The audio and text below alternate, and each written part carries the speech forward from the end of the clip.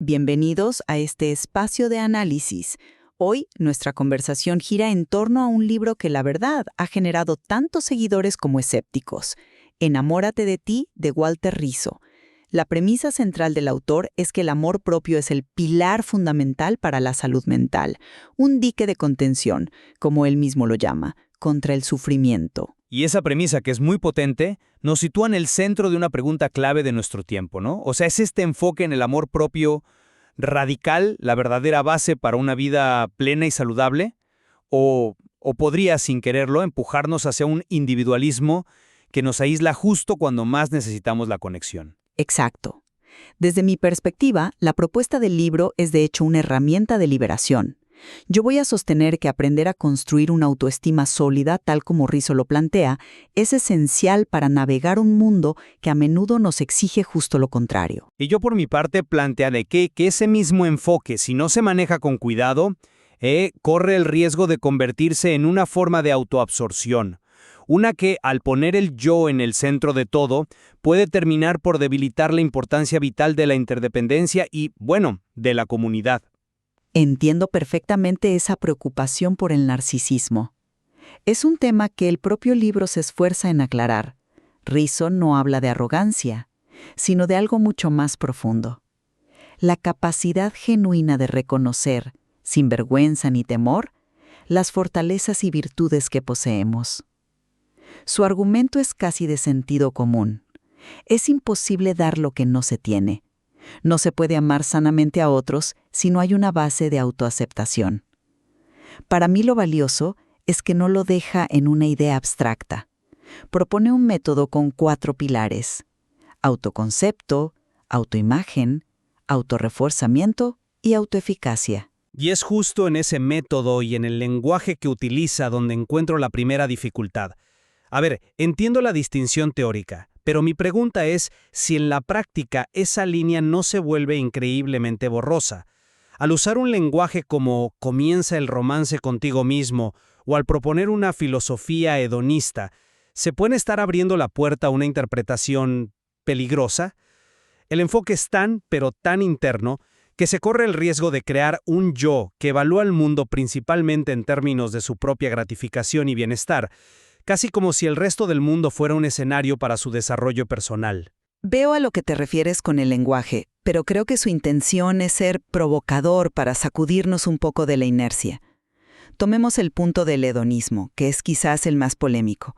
El libro defiende lo que llama un hedonismo responsable, como un antídoto a una cultura que nos inculca la culpa por el descanso y el placer. ¿Y qué significa exactamente hedonismo responsable? Porque para muchos, la palabra hedonismo simplemente suena, a buscar el placer por encima de todo. Pensemos en algo concreto. Mucha gente siente una culpa tremenda por tomarse una hora para leer una novela en un día de semana, o por simplemente no hacer nada. Lo ven como una pérdida de tiempo. Rizzo diría que esa hora no es un lujo, sino una inversión directa en tu salud mental para evitar el agotamiento. No habla de abandonar responsabilidades para nada, sino de legitimar el descanso y el disfrute como parte esencial de una vida equilibrada. Es una rebelión contra esa idea casi puritana de que el sufrimiento constante templa el alma. Entiendo la rebelión contra la cultura del agotamiento. Es muy necesaria. Sin embargo, la premisa que el libro ofrece como guía, si no es dañino ni para ti ni para otros, puedes hacer lo que quieras, me parece una simplificación excesiva. La vida está llena de situaciones que no son dañinas, pero que requieren esfuerzo, disciplina, postergar la gratificación. Si fomentamos una búsqueda constante de lo placentero y una evitación sistemática de lo incómodo, no estamos cultivando una bajísima tolerancia a la frustración, que es una herramienta indispensable para vivir. Pero yo creo que no se trata de evitar la incomodidad, sino de no añadir un sufrimiento innecesario. La disciplina y el esfuerzo no son enemigos del amor propio. De hecho, lograr algo difícil refuerza la autoeficacia. El punto de Rizzo es contra el autocastigo, contra esa voz interna que nos dice que no merecemos disfrutar. Él critica los cultos represivos que nos hacen sentir mal por sentirnos bien. El verdadero crecimiento no puede venir de un lugar de autodesprecio. Quizás, pero el crecimiento tampoco viene de la autocomplacencia. Las metas a largo plazo, ya sea aprender un idioma, construir una carrera o, mantener una relación, inevitablemente implican superar momentos de tedio, de dificultad, de frustración. Mi temor es que una filosofía centrada en darse gusto pueda ser malinterpretada como un permiso para abandonar cualquier cosa en cuanto deja de ser divertida o gratificante. Y eso a la larga no construye resiliencia, sino fragilidad. Es un punto válido. El equilibrio es clave. Y eso nos lleva al segundo pilar que me parece fundamental: el autoconcepto y cómo manejamos la autocrítica. El libro no dice no te critiques, sino que nos enseña a distinguir entre una autocrítica constructiva y una autocrítica despiadada. ¿Y cuál sería la diferencia en la práctica? La diferencia es abismal. La autocrítica despiadada usa etiquetas globales y destructivas. Por ejemplo, cometes un error en el trabajo y tu voz interna te dice: soy una inútil, siempre lo arruino todo. Esa es una condena. La autocrítica constructiva, en cambio, se enfoca en la conducta específica. Me equivoqué en este informe, necesito revisar los datos con más cuidado la próxima vez. La primera te paraliza, la segunda te permite aprender. Se trata de tener el valor de equivocarse, como decía Hegel, sin que el error defina tu valor como persona. El enemigo a vencer, muchas veces, es esa voz interna. Sí, estoy completamente de acuerdo con la importancia de un diálogo interno sano. Ese punto sobre la autocrítica es clave. Pero me lleva a pensar en el riesgo opuesto que también plantea el libro. Si llevamos esa lógica al extremo, con consejos como inventar la belleza o crear tus propios criterios de valía al margen de la realidad, ¿no corremos el peligro del autoengaño?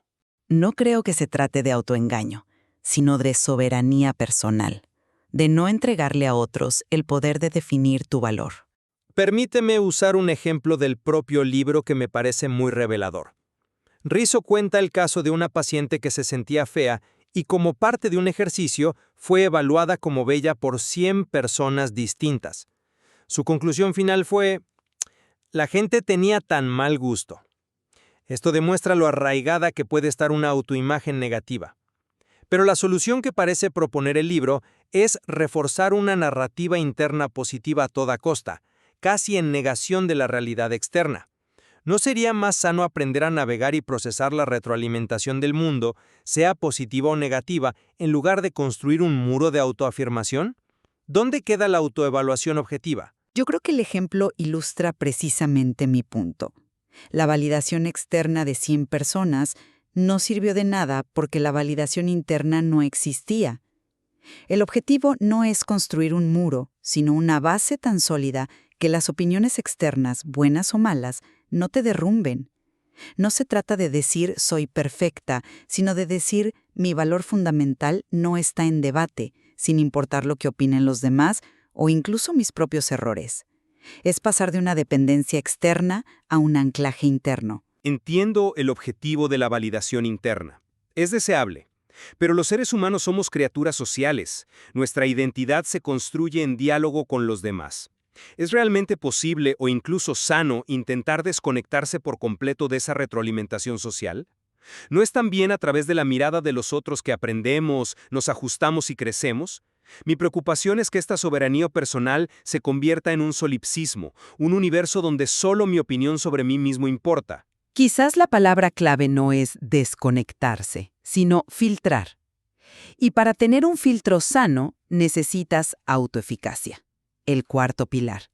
Este concepto es profundamente empoderador. Se basa en la idea de superar lo que se conoce como desesperanza aprendida. Ah, ¿te refieres a los experimentos que cita el libro? Exacto. Esos estudios demostraron que cuando un ser vivo es sometido repetidamente a una situación negativa que no puede controlar, aprende a no hacer nada, incluso cuando después se le da la oportunidad de escapar. Cae en un estado de pasividad. Rizzo nos llama a romper con esa desesperanza, a asumir un punto de control interno y vernos como agentes de nuestra vida, no como víctimas pasivas de las circunstancias. Es una llamada a la acción, a enfrentar los miedos. Me encanta la frase que aprendió de su padre. Es preferible tener un ojo hinchado que la dignidad maltratada. Y esa visión, aunque inspiradora en la superficie, me parece profundamente individualista y en cierto modo muy norteamericana. La idea de que tú eres el que escribe tu destino puede ser un mensaje muy cruel para alguien que enfrenta barreras sistémicas reales: pobreza, discriminación, una enfermedad crónica. ¿Cómo reconcilias ese mensaje de arquitecto de tu propio destino con esas realidades? ¿No se convierte sin querer en una forma de culpa, en un si no sales adelante es porque no te esfuerzas lo suficiente? Es una pregunta crucial. Y creo que sería una mala lectura del libro pensar que niega las barreras externas. Por supuesto que existen y son determinantes. Pero la propuesta de Rizzo no es sobre negar el contexto, sino sobre enfocarse en el margen de acción que una sí tiene, por pequeño que sea. Se trata de no renunciar a tu poder personal dentro de las limitaciones que te impone la realidad. Es la diferencia entre decir, no puedo hacer nada, y preguntar, ¿qué es lo que sí puedo hacer con lo que tengo ahora? Es un cambio de mentalidad para reclamar la agencia posible, no para pretender que las limitaciones no existen. Pero aún aceptando ese matiz, la filosofía del libro sigue presentando el amor propio como un prerequisito secuencial. Primero te amas a ti y luego, como consecuencia, puedes amar a los demás. Y mi experiencia y lo que veo a mi alrededor me sugiere que a menudo es al revés, o al menos es un proceso simultáneo. La resiliencia humana no se construye en el vacío de la autoafirmación, se nutre del apoyo mutuo, de sentir que perteneces a una comunidad, de tener redes afectivas que te sostienen. Quizás el amor propio no es tanto la causa del amor a otros, sino el resultado de sentirnos amados y valorados por una tribu. A menudo, ambas formas de amor crecen juntas, en una danza de interdependencia, no en un monólogo de autoafirmación. Yo no lo veo como excluyente. Una base de amor propio te permite entrar en esa danza de una forma más sana. Te permite establecer límites, no caer en relaciones de dependencia y elegir vínculos que te nutran en lugar de destruirte. Sin esa base, la interdependencia puede convertirse fácilmente en codependencia. Puede ser, pero el énfasis casi exclusivo del libro en el monólogo interior me sigue pareciendo un punto ciego. Se habla mucho de cómo hablarse uno mismo, pero muy poco de cómo escuchar a los demás o de cómo construir algo en conjunto. En definitiva. Y tras esta conversación, yo sigo viendo Enamórate de ti como un correctivo necesario y valiente. Vivimos en una cultura que a menudo nos empuja al autodescuido y a la autocrítica destructiva. El marco de 4 pilares que ofrece Rizzo es una guía práctica y aterrizada para construir fortaleza interna. No como un fin egoísta, sino como la base desde la cual podemos relacionarnos con el mundo y con los demás de una manera más auténtica y generosa. Es en esencia una invitación a tener la valentía de ser tu propia amiga. Y sin negar la importancia de ser amigo de uno mismo, la duda que me queda es si este intenso romance con el yo, con su marcado énfasis en la autogratificación y la soberanía personal, no corre el riesgo de forjar un individuo frágil, dependiente del autoelogio y poco preparado para las fricciones inevitables de la vida en comunidad. Al priorizar el monólogo interno sobre el diálogo con el mundo, esta filosofía, aunque esté llena de buenas intenciones, podría paradójicamente conducir a una soledad muy sofisticada. Un estado en el que uno está muy a gusto consigo mismo, pero en el fondo, fundamentalmente solo. Lo que queda claro es que el texto de Rizzo nos obliga a confrontar una tensión central de nuestra época: cómo encontrar el equilibrio entre el cuidado personal y la responsabilidad comunitaria, entre el empoderamiento del individuo y nuestra innegable naturaleza interdependiente. Es un diálogo complejo y, sin duda, muy necesario.